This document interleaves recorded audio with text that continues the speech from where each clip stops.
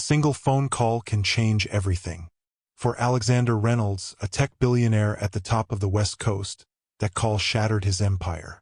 A $1.8 billion contract, years of work, sleepless nights, and careful negotiations was suddenly canceled.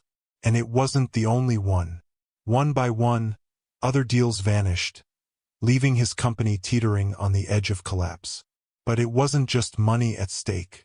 Something deeper, something invisible was unraveling, and no one in his executive circle could explain why. While he raged and searched for conspiracies, the answer was quietly sitting in his office every day. A 12-year-old girl reading a book, unnoticed, underestimated. She had seen what he had ignored, and she held a secret that could save everything. Could someone so young really hold the key to a billionaire's downfall? Or his redemption? Alexander Reynolds was the kind of man who always seemed untouchable. At 53, he had built Reynolds Technologies from a small startup into one of the most influential tech firms on the West Coast. Skyscrapers with glass facades bore his company's name, and his lifestyle, luxury cars, sprawling penthouses, and international jet travel reflected the power he had accumulated. To the world, he was decisive, intelligent, and unstoppable. In boardrooms, his words carried weight. In conferences, his presence commanded attention. Every handshake was calculated, every deal meticulously structured. Yet, behind the glossy image, there was a man accustomed to control, to unquestioned authority, to being admired and feared in equal measure. His daily routine was predictable but precise.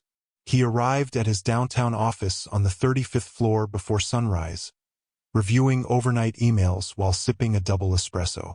Meetings filled his schedule, strategy sessions with top executives, negotiations with potential investors, and calls with overseas partners.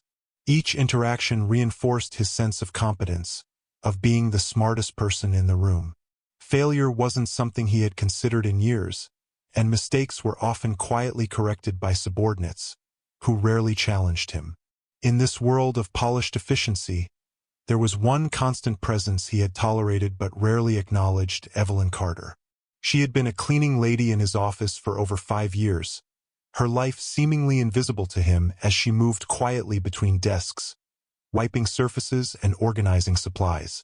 Beside her, almost every day, sat Sophia, her 12-year-old daughter. Alexander had always considered her an amusing distraction, a precocious child who read thick books about history or international affairs. He assumed she only pretended to understand the material. Her presence had never mattered, not to him, until the day it would. For Alexander, the world was built on results and appearances. Deals closed, numbers climbed, accolades accumulated. But there was a blind spot he refused to acknowledge, a subtle, almost invisible line between power and humility, between respect and entitlement. He noticed Evelyn and Sophia only as part of the background of his empire, like furniture that existed but never influenced the flow of his life. Yet, that background would soon become the lens through which his entire world was judged. That morning had begun like any other. His office overlooked the city skyline, sunlight reflecting off the glass towers, illuminating the pristine interior. Alexander reviewed financial statements and prepared for a video call with international partners. He had already forgotten the string of recent contract cancellations: Nakamura Corporation, Sterling Industries, Sydney Tech, even a small family firm run by the Lee brothers. Each loss felt random at first, almost absurd, given the flawless presentations and careful planning his team had executed. His lawyer, Daniel Hayes, had explained the legal and ethical reasoning behind Nakamura's sudden pullout: cultural and ethical incompatibilities. Alexander had read the words several times, struggling to reconcile them with his perception of himself. Ethical issues? In boardrooms where every move was choreographed, how could that be possible? The frustration gnawed at him. Meetings with executives only increased the tension. He sensed a conspiracy, a deliberate attempt to sabotage him. Each canceled deal felt like a personal attack, a question of his integrity. And yet, As he glanced across the room, he saw Evelyn meticulously arranging supplies and Sophia, sitting cross-legged on the floor with a book open on her lap, completely absorbed. The ordinary scene was oddly calming. He should have ignored it, but something about the girl's focused expression caught his attention. It was not defiance or arrogance that struck him. It was maturity beyond her years. Sophia did not fidget or chatter. She read, she absorbed, she thought. Alexander had dismissed her countless times as just a clever child, but today he noticed her in a different light. There was a quiet intensity in her gaze, a depth in her comprehension that made him pause. The routines of his office, the hierarchy of power, and the certainty he clung to suddenly felt brittle, fragile even. He didn't know it yet, but the next conversation would challenge everything he believed about success, leadership, and respect. The lesson would not come from a boardroom veteran, nor a high-ranking executive, nor a consultant trained in corporate ethics. It would come from someone he had overlooked every single day. Someone whose voice, though small, would echo louder than any conference room or shareholder meeting. As Alexander sipped his coffee, preparing for another call that would inevitably stress him further, Sophia's presence lingered in his mind. There was curiosity in her eyes, and an awareness he couldn't place. Little did he know, the very skills that had once seemed trivial, a child's ability to observe, to notice details, to think critically, would soon become the catalyst for a revelation powerful enough to shake his empire.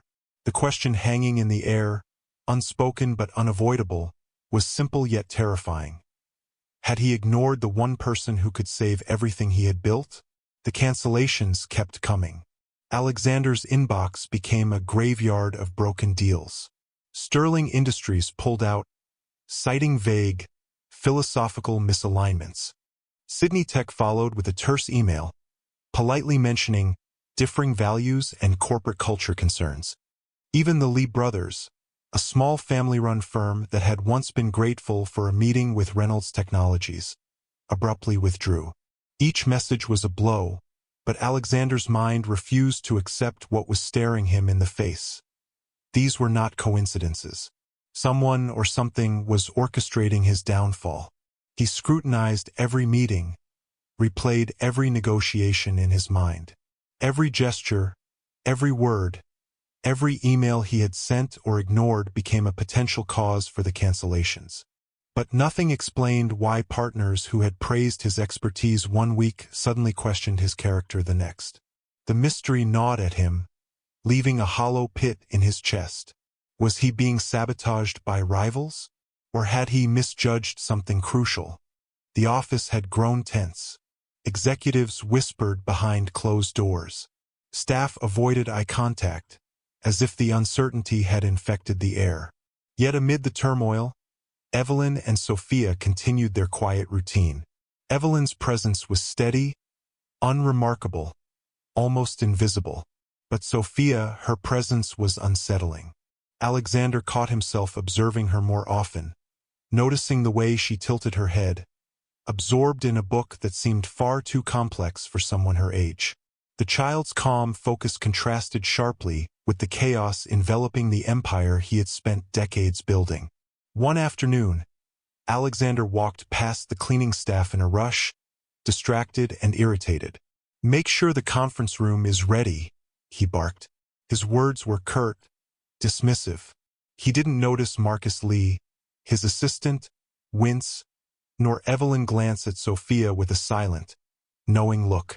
Sophia's eyes met his for a brief moment, unafraid, unflinching. Then she returned to her book, as if nothing had happened. But something had. Alexander felt a prickle of unease, a whisper of doubt that would grow louder with every interaction. The following day, during a tense call with an overseas client, Alexander lost his usual composure. He spoke over the translator, impatient, dismissive, unwilling to answer questions he deemed unnecessary. The client's polite tone masked growing frustration, but the message was clear. Alexander's arrogance was visible, even through a screen and thousands of miles. The call ended abruptly, the client promising to reassess future partnerships. The realization hit him like a punch to the gut. Perhaps the problem wasn't a conspiracy. Perhaps the cancellations were a reflection of something he had overlooked for years. That evening, alone in his office, Alexander watched as Sophia carefully lined up her books beside her chair. Something compelled him to speak. "Sophia," he said, hesitant, almost mockingly, "do you know anything about Japan?" She looked up, her dark eyes steady. In that moment, Alexander could see that she had been observing him all along. Not just the routines, but his interactions, his impatience, his dismissive behavior toward people she considered important. She didn't answer immediately. Instead, she remained silent, letting him feel the weight of his own self-absorption. Sophia's explanation came quietly, but with a clarity that cut deeper than any boardroom critique. In Japan, she said, executives were judged not only by their presentations, their data, or their financial acumen, but by how they treated people others deemed less important. Cleaning staff, drivers, even waiters. Every action, every word, every glance conveyed character. Alexander's arrogance, his disregard for those he deemed beneath him, was visible, unseen by him but seen by everyone who mattered. The next week became a crucible. Alexander observed his every interaction with new, uncomfortable awareness. He noticed the subtle tension when he ignored security guards, the stiff posture of assistants when he dismissed requests without thought, the way janitorial staff scurried quietly, wary of his impatience. He began to see patterns, connections, the invisible threads that tied his behavior to the lost contracts. Each realization was a strike to his ego, but it also sparked a flicker of hope. Perhaps this was something he could fix. Alexander started small. He apologized to Marcus for snapping during a call, to a receptionist for overlooking her work, and to the cafeteria staff whose efforts he had taken for granted. Some responses were cool, distant, even skeptical, but others, like Marcus, acknowledged the sincerity, the effort, the rare humility. Slowly, Alexander felt a shift, subtle but undeniable. His arrogance, once a shield, was now a barrier he was willing to dismantle. Then came the test. An email from Kenji Nakamura, the very executive whose company had canceled the $1.8 billion deal, requested an informal meeting, but only if Sophia could attend. Alexander's heart sank and surged at the same time. The child he had barely noticed, the one he had underestimated every day, was now central to the fate of his empire. Questions churned in his mind. What would she reveal? Had he changed enough to pass this unspoken evaluation? And if he hadn't, could he survive the consequences? The office hummed with anticipation, though none of the staff knew the significance of the meeting.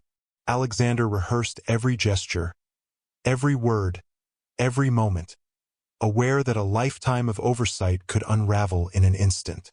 Sophia, quiet and observant, seemed calm, almost unbothered. But her presence was electric, a silent reminder of the power of perception, the weight of respect, and the cost of arrogance.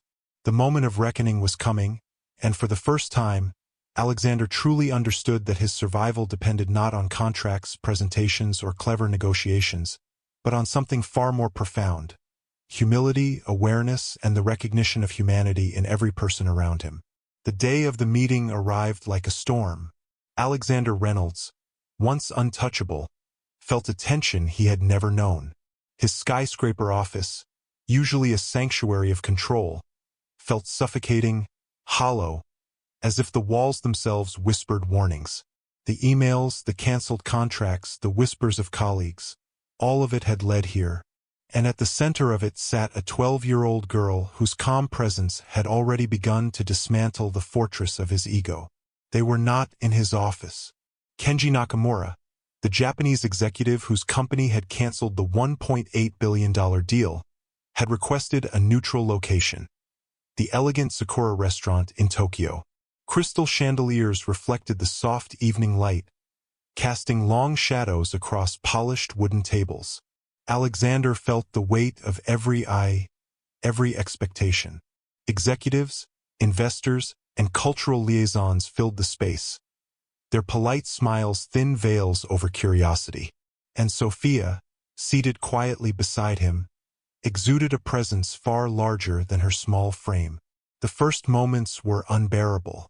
Alexander stumbled through greetings, careful not to misstep, aware that his every word, every gesture, would be scrutinized. Nakamura observed him in silence, his expression inscrutable. The tension was a living thing, pressing against Alexander's chest, making it hard to breathe. Each second stretched impossibly, an eternity of uncertainty. Then Sophia spoke. Not a word, but a subtle movement, a bow she had practiced meticulously over days, learned from books and online lessons, a gesture of respect that transcended age and culture. The room shifted. Eyes turned, heads inclined, and Alexander felt something he had never felt in boardrooms or shareholder meetings. Humility reflected at him, not as judgment, but as revelation. Sophia's quiet intelligence became impossible to ignore. She had studied his dealings, his public statements, and the subtle signs of his interactions with staff. She began to present, not formally, not as a child performing a role, but as someone pointing out truths Alexander had avoided for decades. She described moments where arrogance had overshadowed competence, where impatience had replaced understanding, where dismissal of others had cost not just respect but contracts. She illustrated these examples without accusation, only observation, each one striking like a hammer on the glass walls of his pride. Alexander felt the room close in. Each example was a mirror, reflecting his worst traits with brutal clarity. The humiliation was sharp, almost unbearable, yet beneath it was a strange liberation. For the first time, he understood what he had ignored, what he had taken for granted. It wasn't just about contracts or money, it was about character, and his own had been questioned silently by everyone who mattered. Kenji Nakamura finally spoke. "We do not do business with those who cannot demonstrate true respect, not only in words, but in actions." His gaze shifted toward Alexander, piercing, unyielding. "Miss Sophia, how do you see this?" The room went silent. Every executive leaned forward. Sophia, calm and deliberate, spoke in halting but precise Japanese she had learned specifically for this moment. She described the observations she had made, the way respect and humility had been overlooked, the ways Alexander's team had been undervalued, and the steps he had taken recently to correct his behavior. Her voice was steady, unshakable, the authority of truth carried in the innocence of youth. Alexander's heart pounded. He could feel the weight of judgment, the potential collapse of everything he had built, and yet, within that pressure, he recognized a possibility he had never imagined: redemption. Sophia's words were not attacks. They were a guide, a map of how he could rebuild, not just contracts, but his character and reputation. The tension reached its peak when Nakamura smiled slightly, a subtle acknowledgement, and asked Alexander to respond. For the first time, Alexander did not rely on arrogance, charm, or status. He spoke honestly, acknowledging past errors, describing the steps he had taken, the apologies he had made, and the effort to respect and uplift those he had previously dismissed. Every word was a departure from the man he had been, a confession of vulnerability in front of those who could end his empire. The room remained quiet, the silence stretching impossibly long. Alexander could feel the weight of his past misjudgments pressing down on him, every misstep magnified in the judgmental gaze of executives, investors, and cultural observers. And then, slowly, Nakamura nodded. A small, deliberate motion, but enough to send ripples through the room. Contracts were not immediately restored, but the first seed of hope had been planted. Sophia looked up at him with a faint, knowing smile.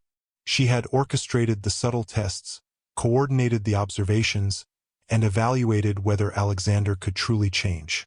And he had passed, not flawlessly, not perfectly, but genuinely. Alexander understood, in that instant, that the true power of leadership was not authority or wealth. It was humility, awareness, and respect for every person whose lives intersected with his own. As the meeting ended, Alexander left the restaurant with a mixture of exhaustion and revelation. The skyscrapers of Tokyo glimmered in the evening light, but he no longer saw them as monuments to his dominance. They were mirrors reflecting his journey, the fragile balance between arrogance and empathy. Behind him, Sophia's quiet presence was a constant reminder that even the smallest, most underestimated voices could hold the key to the greatest transformations. The question lingered as they walked into the cool night. Could a single person, a child no one took seriously, change the course of a billionaire's life, and, in doing so, reshape the future of an empire? In the weeks following the pivotal meeting at the Sakura restaurant, Alexander Reynolds' life began to change in ways he had never imagined. The contracts that had once slipped through his fingers, Nakamura Corporation, Sterling Industries, Sydney Tech, and even the Lee brothers' small family firm, were restored one by one. But the real transformation was not in financial statements or shareholder reports. It was in Alexander himself. Under Sophia's guidance, Alexander implemented a new approach across Reynolds Technologies. She became the official organizational culture consultant, mentoring employees and executives alike.